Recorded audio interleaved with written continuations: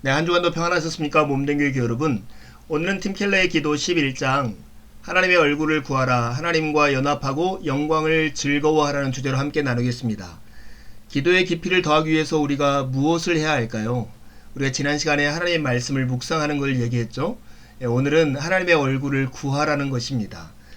여러분 주위에 부자인데도 가난한 것처럼 보이거나 가난한 사람처럼 사는 그런 이웃이 있습니까? 정말 그런 사람들이 있습니다. 정말 돈이 많은데도 남을 위해 쓰는데 인색하고 자기를 꾸미는데 모자란 사람들이 있죠. 그런 사람들을 보면 여러분들 느끼는 느낌이 어떻습니까? 우리 크리스찬도 그럴 수 있습니다. 부자인데도 가난에 시달리는 크리스찬들이 있어요. 여러분들은 하나님이 여러분에게 주신 선물들을 누리고 있냐 하는 것입니다. 예수님은 거룩한 백성들에게 엄청난 선물을 주셨습니다. 그러나 그 선물을 모두 누리는 이들은 흔치 않습니다. 그 누림은 그리스도와 하나가 되어서 온갖 거룩한 유익을 만끽하게 하시는 성령님의 신비로운 능력에 힘입을 때만 가능합니다. 브레이즈 파스칼이라는 사람이 죽은 후에 그의 옷에서 나온 이 문구가 매우 유명합니다. 1654년 11월 23일 그가 월요일 밤 10시 반부터 12시 반까지 2시간 동안에 경험했던 내용을 거기에 담아놨는데 철학자나 좀 배웠다는 자들의 주님이 아니라 아브라함의 하나님, 이삭의 하나님, 야곱의 하나님, 확신, 느낌, 기쁨, 평안. 이렇게 지적이고 수학자였던 사람 입에서 나오기 어려운 말처럼 우리가 보이지만 그의 평생 동안 간직하고 있던 이 글귀야말로 그가 만난 하나님에 대한 고백이었던 것입니다. 여러분 안에 이런 고백이 있습니까? 아니면 여러분 이렇게 주님을 만나고 하자는 소망이 있습니까? 그런데 왜 우리는 그런 경험을 하지 못할까요?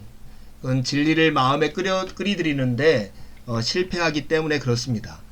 명색이 크리스찬이라 할지라도 얼마든지 가식적이고 공허하며 진정성이 없는 삶을 살 수가 있습니다. 진리를 마음에 끌어들이는데 실패하여 원래 모습과 생활 방식을 조금도 바꾸지 못하는 까닭에 그렇습니다. 그렇다면 우리가 어떻게 해야 할까요? 오늘 팀 켈러는 에베소 3장 14절에서 19절 말씀을 기초로 해서 우리에게 그 대안들을 제시하고 있습니다. 우리 먼저 에베소 3장 14절부터 나오는 말씀을 함께 읽어볼까요? 이러므로 내가 하늘과 땅에 있는 각 족속에게 이름을 주신 아버지 앞에 무릎을 꿇고 비노니 그의 영광의 풍성함을 따라 그의 성령으로 말미암아 너희 속사람을 능력으로 강건하게 하시오며 믿음으로 말미암아 그리스도께서 너희 마음에 계시게 하시옵고 너희가 사랑 가운데서 뿌리가 박히고 터가 굳어져서 능히 모든 성도와 함께 지식에 넘치는 그리스도의 사랑을 알고 그 너비와 길이와 높이와 깊이가 어떠함을 깨달아 하나님의 모든 충만하신 것으로 너희에게 충만하게 하시기를 구하노라. 아멘. 내가 이렇게 갑부였는데 쪼달리며 살았더니 이런 고백이 나오지 않습니까? 바울의 기도 속에는 이미 우리에게 하나님이 주신 것에 대한 고백이 담겨져 있습니다. 이 기도가 이미 크리스찬인 에베소 교회를 위해서 드리는 기도입니다. 어째서 바울은 크리스찬들이 일찌감치 받은 것들을 하나님께 구했던 것일까요? 이미 받아 가지고 있는데도 말이에요. 답은 하나입니다. 받아 가진 것은 사실이지만 체험적으로 누리지 못하고 있었기 때문입니다. 그리스도의 사랑을 깨닫고 주님이 행하신 일들을 다 안다라고 말하는 것과 그 사랑이 얼마나 넓고 크고 높고 깊은지를 절감하는 것은 별개의 문제이기 때문에 그렇습니다. 그러기에 우리도 이러한 기도가 필요한 것이죠. 구체적으로 어떠한 것을 구하고 있을까요? 아는 것을 넘어 진리를 맛보게 해달라고 이렇게 간구하고 있는 것입니다. 카메라 원리로부터 우리가 이런 지혜를 배울 수 있는데요. 카메라 예전에 나왔던 필름 카메라를 한번 생각해 보십시오. 사진을 찍으려면 화공약품을 발라서 빛에 민감하게 반응하도록 만든 필름이 필요했죠. 카메라 셔터가 열리고 빛이 들어오면 피사체의 상이 그 위에 고스란히 남게 됩니다. 왜 그렇게 될까요? 그렇게 되기 위해서 화학약품이 필름에 발라 있어야 하는 것이죠. 그런데 화학약품이 제대로 발라있지 않아서 하자가 생겼다면 어떻게 될까요? 필름의 감도가 떨어져서 셔터가 열리고 빛이 들어온다 해도 피사체를 또렷이 포착하지는 못할 거라는 것입니다. 이 원리를 오늘 진리와 성령님의 관계로 인용해서 우리가 한번 이해를 해보면 참 좋습니다. 바울 사도가 오늘 속사람을 능력으로 강건하게 하시옵고 이렇게 기도하고 있는데, 이 속사람이라는 것은 흔히 말하는 마음과 비슷한 개념입니다. 인간의 의식과 신앙의 기초라고 할 만한 헌신의 중심을 이루는 것이죠. 성령님은 인간의 내면에 복음의 진리에 반응하는 영적인 감성을 불러일으킵니다. 아까 카메라의 원리로 생각해 보세요. 우리의 속사람, 우리의 마음이 필름 종이라고 한다면 성령님은 그 필름 위에 빛을 포착하기 위해 발라져 있는 화학약품과 같다는 거 하는 것입니다.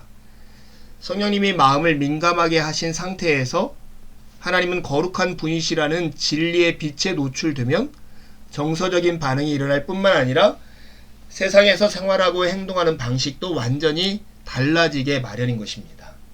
아는 것을 넘어 진리를 맛보게 해야 합니다. 두 번째 바울의 기도 속에 담겨져 있는 우리를 향한 권면은 자녀됨을 체험하라는 것입니다. 아버지 앞에 무릎을 꿇고 비노니, 이 속에는 우리가 하나님의 자녀임에 대한 고백이 담겨져 있습니다. 성령님이 임하셔서 내 마음이 충만해지면 아버지의 품에 안겨 있음을 감지할 수 있습니다.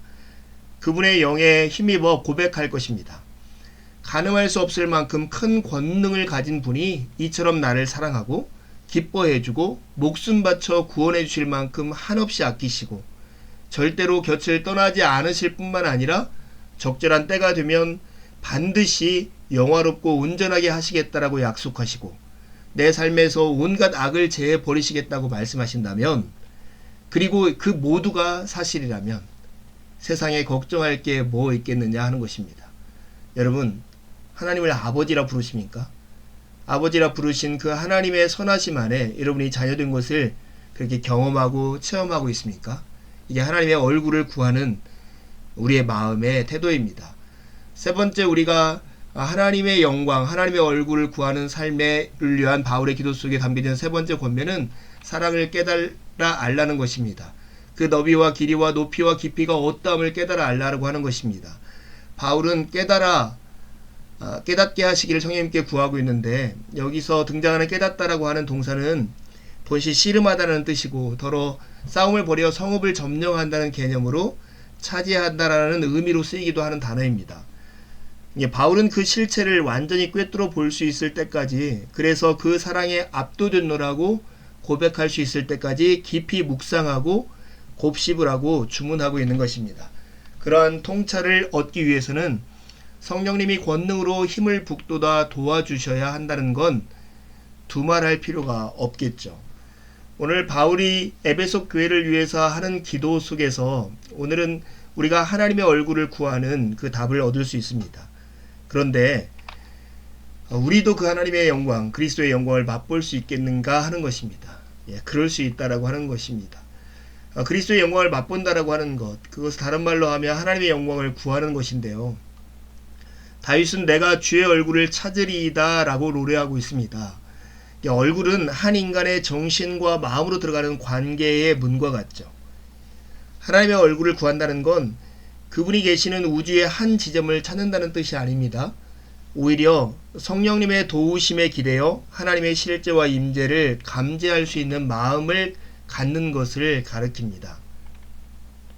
어떻게요? 바로 예수 그리스도 안에 나타난 영광을 바라보는 걸 통해서 그게 가능합니다. 예수님의 성품과 사역은 하늘 아버지께 다가가고 그 거룩한 얼굴을 찾길 원하는 이들을 위한 통로가 됩니다. 그래서 예수님의 영광을 바라본다는 말은 그리스도의 아름다움을 알아가기 시작한다는 말입니다. 그저 용서를 구하거나 아쉬운 점을 토로하고 도움을 청하거나 사랑과 축복을 구하는 것과는 다른 차원의 기도를 뜻하는 것이죠. 여러분, 예수 그리스도의 영광을 바라보심으로써 하나님의 얼굴을 구하십시오. 그래서 그리스도 안에 나타난 아름다움을 알아가기 시작하십시오. 이것이야말로 우리의 기도의 깊이를 더하는 것입니다. 그러나 우리가 놓치지 말아야 할 것이 있는데, 지난주 우리가 나누었던 말씀을 묵상하는 것과 하나님의 얼굴을 구하는 이 체험은 한데 아우러져야 할 내용이라는 것입니다. 예, J.I. 패커라고 하는 신학자가 우리의 신앙을 다리가 3개 달린 의자에 비유한 적이 있습니다. 그 3개의 의자를 우리가 진리라고 말하는 교리와 우리의 체험이라고 말하는 경험, 그리고 이 교리를 삶으로 옮기는 실천, 이 3가지를 이야기했는데요. 여기에서 2개의 내용, 진리와 체험의 균형을 이루는 것이 필요함을 이 책에서도 지적합니다. 참다운 기독교 신앙의 정수가 무엇일까요?